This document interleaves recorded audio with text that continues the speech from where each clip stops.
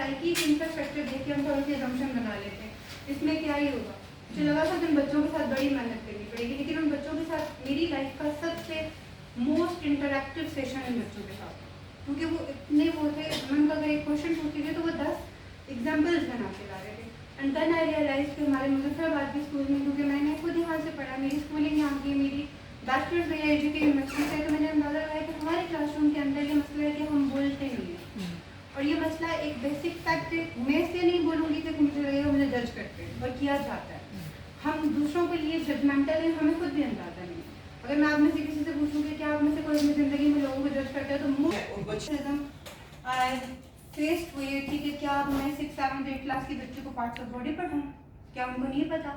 But आप हर चीज़ की psyche को समझें, there always a base line, आप हमेशा वहाँ से स्टार्ट करते हैं, क्योंकि आपकी ग्राफ बनती है तो ही बच्चे आपको रिस्पॉन्ड करते हैं। अब इसका पहला सेशन का जो आउटकम था कि बच्चों को आइडेंटिफिकेशन होनी चाहिए कि उनके जनरल और प्राइवेट बॉडी पार्ट्स क्या है, फिर बच्चों को ये पता हो कि व्हाट इज़ प्यूबर्टी, प्यूबर्टी के अंदर क्या फिजिकल चेंजेस आती हैं, रिप्रोडक्टिव हेल्थ क्या है, ठीक है। आउटकम्स में ये है कि बच्चे इसको कैसे नॉर्मलाइज करें, कैसे वो अपनी बॉडी और बॉडी चेंजेस को एक्सेप्ट करें।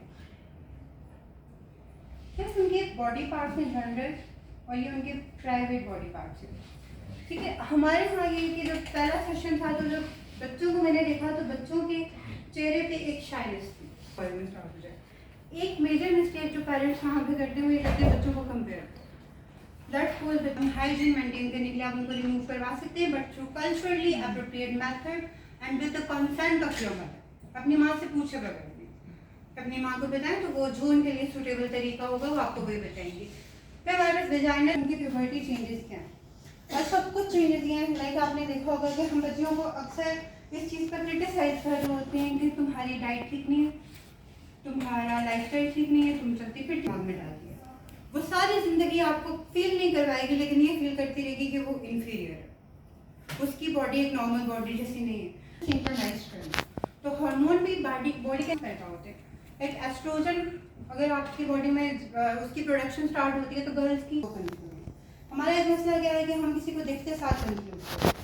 लाइक मैं जब कहीं जाती हूँ तो मैंने बड़ा ये चीज़ फेस किया कि आई डू वेल, और वहाँ पे मुझे सबको ऐसा लगता है कि ये क्या बोलेगी, इसको तो आवाज़ ही नहीं होगी। जब मैं काजम यूनिवर्सिटी में गई तो मैं जब फर्स्ट प्रेजेंटेशन दे रही थी तो वहाँ पे कुछ बॉयज़ बैठे हुए थे, जिसको कहते हैं इसमें तो 5 मिनट में ख़त्म कर देनी, इसकी क्या ही आवाज़ निकलेगी।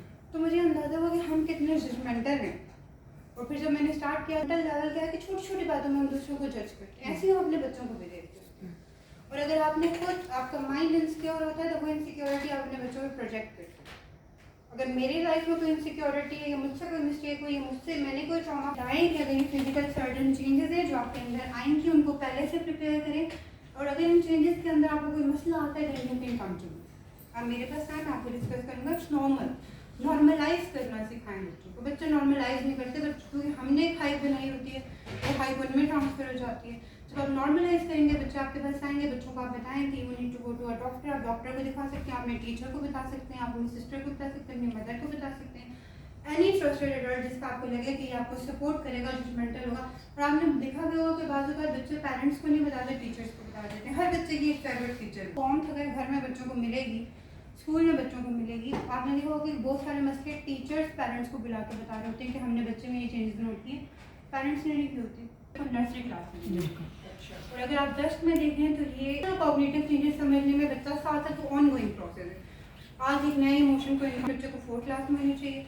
और प्यूबर्टी का मैं आपको एक छोटी सी इंसिडेंट शेयर करती हूँ, इसका पहले आप उसको प्रिपेयर करें, क्योंकि अगर आप बहुत बचपन में स्टार्ट कर देंगे तो अभी हमारी सराउंडिंग ऐसी नहीं, ये अब्यूज़ एक वक्त से चलता आ रहा है। अब मुजफ्फराबाद में केसेस हाईलाइट हुए तो मुजफ्फराबाद के लोग जागे, वरना हम हमेशा से सुनते आ रहे हैं कि पंजाब में ये अपने अंदर इतनी कॉम्पिटेंसीज पैदा कर रही हूँ तो ये प्ले ग्रुप से ऑनवर्ड तरीका ही कि आप गुड बैड टच आस्ते आस्ते सिखाएं। प्ले ग्रुप मेरी माँ मेरे लिए ये कर देगी, मेरी माँ कर सकती है तो मैं भी बोल सकता हूँ। मैं आपसे एक और एग्जाम्पल शेयर करती हूँ, एग्जाम्पल्स हमें बहुत अच्छे तरीके से बताती हैं। इस्लामाबाद में एक फन फेयर हो रहा था और मेरी जो एक टीचर हैं सुपरवाइज़र, वो गई अपनी बेटी के साथ में गन का मतलब कि आपको ये एक्सपोजर, आप बच्चे को लॉजिक्स दी। आपने देखा होगा कि हमारे यहाँ बड़ी कॉमन प्रैक्टिस है, मुझे अक्सर बाद में साइकोलॉजी के बाद इस चीज़ की रियलाइजेशन हुई। अगर आप एक फैमिली गैदरिंग में तो माँ बच्चे को खाना डाल के देगी, माँ नहीं डाल के देगी तो दादा दादी कहेंगे कि माँ को कोई परवाह नहीं है, औलाद की उसने खाना खाया ही नहीं, वो अपने मजे में लगी हुई है, बच्चे रुल रहे हैं। एक कॉमन सी, क्योंकि मैं खुद में करवाती हूँ तो मुझे अंदाजा है कि क्या अलकाबात सुनने को मिलते हैं। लेकिन आपको पता है कि इस चीज़ की स्ट्रॉन्ग प्रोहिबिशन है रिसर्च में। आप बच्चे की चॉइस बचपन में ही सर्व करें। बच्चे को ये नहीं पता कि मैं आज क्या खाना डालूँ, क्या प्लेट में डालूँ। मैंने कुछ अर्सा CSS की तैयारी की थी, जस्ट मेरे चाचू को जैसे एक शो होता है, क्रेज होता है कि अथॉरिटी, तो वहाँ मैंने सीखा बहुत कुछ, लेकिन एट द एंड मुझे रियलाइज हुआ कि I am not mind for this profession. मैं ऐसे नहीं किया, मुझे ऐसी अथॉरिटी नहीं चाहिए जिसमें आपका दिल सेटिस्फाई हो। तो वो सर ने बताया कि वो ऑस्ट्रेलिया में एक ट्रेनिंग ले रहे थे और वहाँ पे इसी तरह उनकी कोलीग ने उनको उठ के अपने बच्चे को खाना नहीं डाल के दिया। He was only 4 years old। तो कहते हैं कि मुझे ये लगा कि हम पाकिस्तान होते तो अभी तक तो दादा दादी ने इसको ठीक ठाक सुना दी होती। तो सर कहते हैं मैंने उससे रीज़न पूछी कि आपने क्यों नहीं डाला। तो वो कहती हैं कि आज वो खाना अपनी मर्ज़ी से डालेगा तो he will get to know कि क्या उसे पसंद है क्या नहीं, क्या उसने ज़िंदगी में दोबारा खाना है क्या नहीं, उसकी चॉइस डेवलपमेंट हो रही। आपने अक्सर देखा होगा कि हमारे बहन भाई या फिर बच्चे पहले कह रहे होते मेरे बच्चे को कोई हाथ ना लगाए, इसको कोई कुछ कहे नहीं, और बाद में कह रहे होते माँ इसकी तरबियत नहीं कर सकी, माँ फेल। तो इसीलिए इस चीज़ को अंडरस्टैंड नहीं करता कि मैं हाईलाइट हो जाऊँगा और सबकी मेरे पे नजर पड़ेगी, फिर लोग मुझे कमेंट्स करेंगे तो मैं डिस्ट्रेस हो जाऊँगा। और एक चीज़ आप अपने बच्चों को दें, किसी भी लेवल पर आप कभी भी देख सकते हैं कि रात को जब वो सोने लगे तो उससे पहले उनको बोलें माई लिस्ट ऑफ 10 में 10 ऐसी बातें लिखें जिनके लिए आप ज़िंदगी में ब्लेस्ड महसूस करते हैं।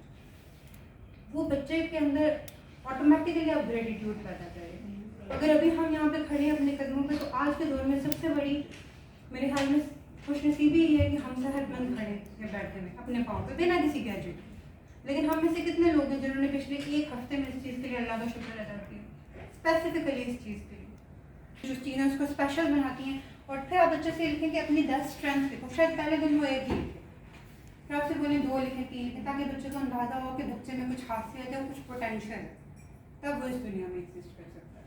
मैं इससे एक चीज़ और ऐड करनी चाहिए, जिसमें आपने कहा ना कि बच्चों में चेंजेस आ रही होती हैं।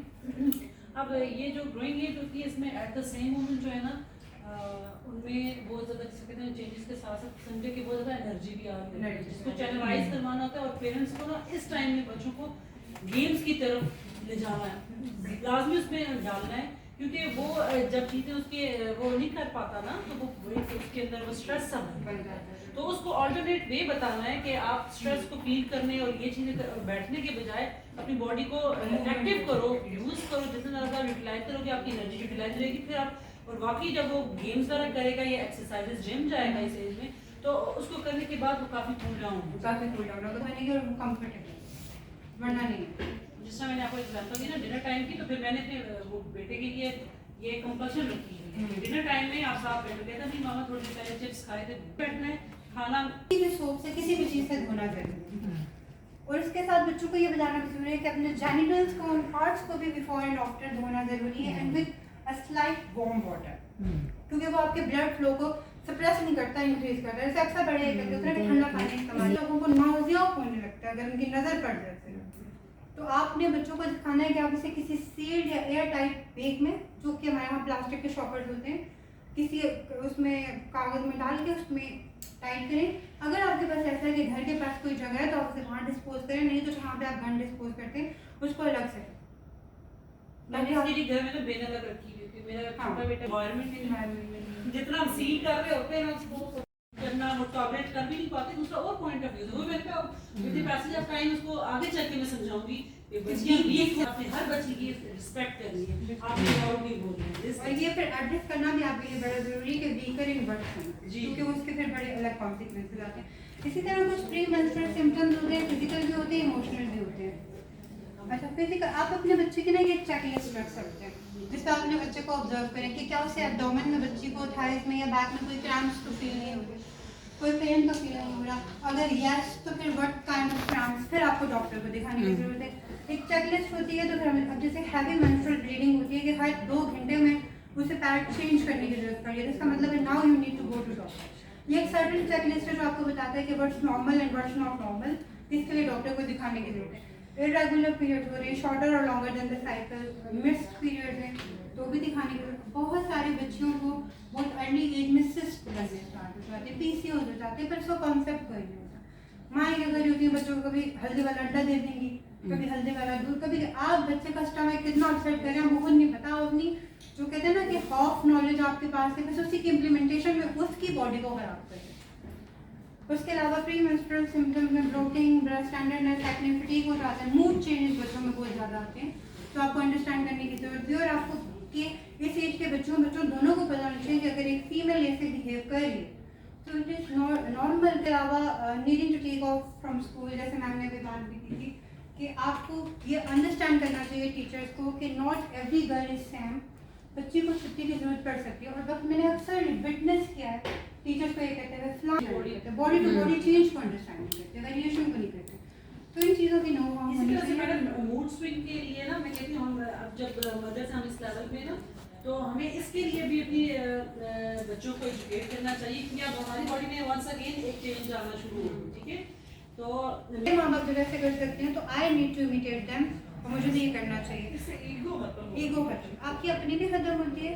अक्सर आपने देखा होगा खानदानी झगड़े चाली इसलिए होते हैं कि nobody is willing to bend down, कोई भी गो डाउन करना नहीं चाहता। ठीक है, ब्लड फ्लो को नॉर्मलाइज करना सिर्फ नसरी के बच्चे को लेके जा सकते हैं, लेकिन अगर ऐसा हो कि आपको लगता है कि 7 के 7 डेज जस्ट कुछ सपोर्ट्स गिर रहे हैं, वो बिल्कुल भी कोई एक भी कंप्लीट फिल नहीं हुआ पार्ट, तो फिर आपको जो है वो पता कि अंडर है और ओवर एक्सेसिव है। बाकी अगर किसी को ज़्यादा या कम होता है तो आप बच्चों को उस पर कंपेयर नहीं कर सकते। और ऑन एवरेज हम बात कर रहे थे कि 22 से 27 पैड होने चाहिए, और एक दिन में एक बच्चे को 4 to 5 चेंज करने के लिए।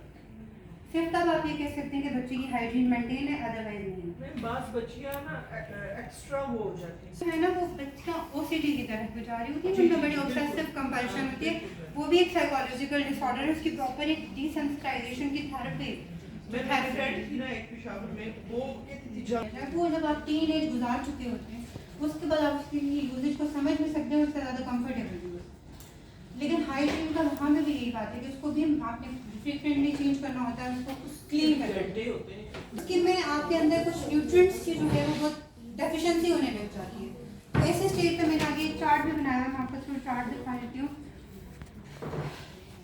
इस तरह के फ्रूट्स बच्ची को देना बहुत ज़रूरी है, जैसे लीफी ग्रीन्स हो गए, नट्स हो गए, फिश, ऑलिव ऑयल, जो हेल्दी फैट्स होते हैं, जिनको आप हेल्दी फैट्स में डाल सकते हैं, उसकी आयरन की डेफिशिएंसी को पूरा करते हैं। चॉकलेट बड़ी डार्क चॉकलेट, ये कुछ चॉकलेट जो हमारी मार्केट में आती है इंतहाई मीठी, जो ऐसा लगता है कि चीनी की बनी हुई है, तो वो बहुत ज़्यादा मेजरेबल है उनके लिए। डार्क चॉकलेट्स अच्छी हैं। प्रोसेस फूड्स या फिर जो सोडाज, आइसक्रीम होते हैं, ये इन डेज में अवॉइड करना चाहिए क्योंकि ये आपकी ब्लड फ्लो को रिड्यूस कर देते हैं। अच्छा, मिथ्स और फैक्ट्स की बात करते हैं।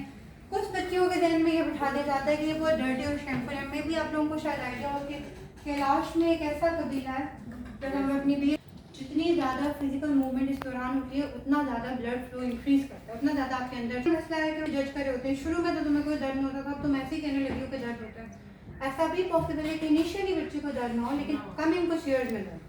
हर बॉडी अपने हिसाब से चलती है, उसकी वेरिएशन चेंजेस के साथ हार्मोनल चेंजेस के साथ। अब हार्मोनल चेंजेस भी आप देखें कि एक प्रोजेक्ट, अब आप देखें आपने कि जैसे भी मैंने शुरू में बताया कि हार्मोन क्या होता है, एक मैनेजर है, जैसे एक इदारे का मैनेजर है। तो कुछ मैनेजर्स इनिशियली पिकअप कर लेते हैं चीज़ को कि कैसे अपना इंस्टीट्यूट मैनेज करना है, कुछ को टाइम लगता है। हार्मोन्स में भी ऐसे ही वेरिएशन है।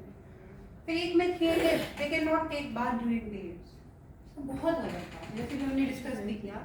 आप ज़्यादा से ज़्यादा ये कर सकते हैं कि इंतहाई तेज़ ठंडा पानी ना हो, पानी थोड़ा मीडियम हो, गर्म भी ना हो, ल्यूक वार्म वाटर टाइप का, लेकिन हाइजीन में डेली नहाना चाहिए। इवन इन पीरियड पे आप बेटर फील भी करते हैं और आपकी हाइजीन भी मेंटेन रहती है।